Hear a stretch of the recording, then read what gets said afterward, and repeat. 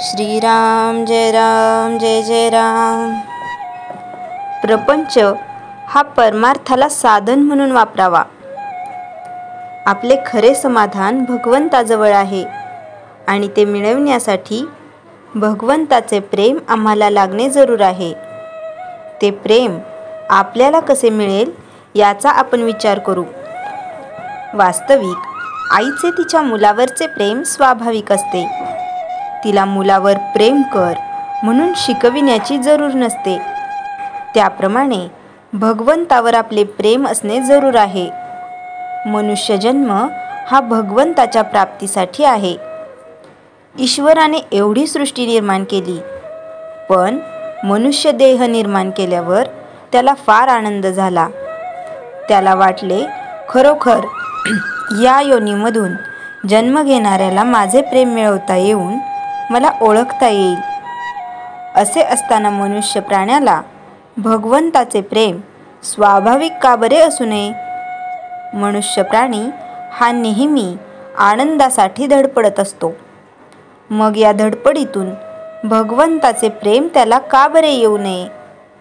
मला वाटते, ज्या ध्येयासाठी आपण धडपडत असतो ते ध्येय ठरविताना आम्ही चुकत असलो पाहिजे। खास आमचे ध्येय असे असले पाहिजे की त्यातून आम्हाला शाश्वत आनंद मिळवता आला पाहिजे। तो आनंद जर एवढ्या कष्टाने मेहनतीने सुद्धा आम्हाला मिळत नसेल तर आमचे ध्येयच चुकले असे म्हणायला कोणती अडचण आहे तुम्ही सांगा। आज प्रपंच आम्हाला हवासा वाटतो।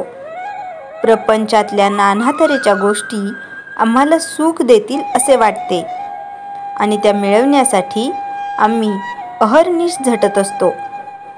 वस्तूसाठी चाललेली आमची धडपड ही खरे पाहता त्या वस्तूसाठी नसून त्यातून मला आनंद मिळेल या कल्पनेने, त्या आनंदासाठी आम्हाला ती वस्तू हवी असते।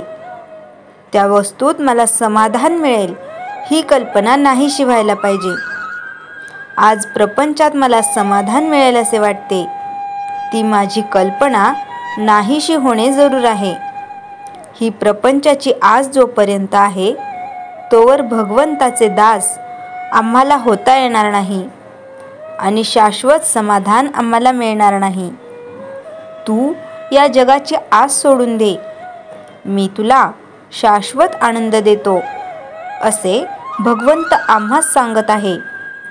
ही जगाची आस, हे प्रपंचाचे प्रेम आम्हाला कसे सुटेल? प्रपंच सोडल्याशिवाय भगवंताचे प्रेम आम्हाला येणारच नाही का? प्रपंच सोडून देण्याची आज आमची तयारी नाही। तो न सोडता भगवंताचे कसे होता येईल ह्यासाठी संतांनी मार्ग सांगितला आहे। त्या मार्गाने आम्ही जाणे जरूर आहे। ज्याप्रमाणे आपण आपल्या या खिशातील पैसे त्या खिशामध्ये ठेवतो, त्याचप्रमाणे प्रपंचातील आपले मन आपण काढून भगवंताकडे लावावे। तसे करण्यात समाधान आहे। भगवंताला अशी प्रार्थना करावी की देवा, प्रारब्धाने आलेले भोग येऊ देत, पण तुझे अनुसंधान मात्र चुकू देऊ नकोस। श्रीराम जय जय राम। चैतन्यवाणी दिवा जळायला हवा असेल तर त्यामध्ये सतत तेल घातले पाहिजे।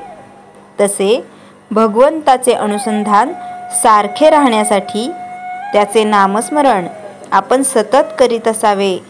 श्रीराम जय जय राम। जयाच्या जनी जन्मनामार्थ झाला, जयाने सदा वासनामात केला। जयाच्या मुखी सर्वदा नाम कीर्ती, नमस्कार त्या ब्रह्मचैतन्य मूर्ती। श्रीराम जय जय राम।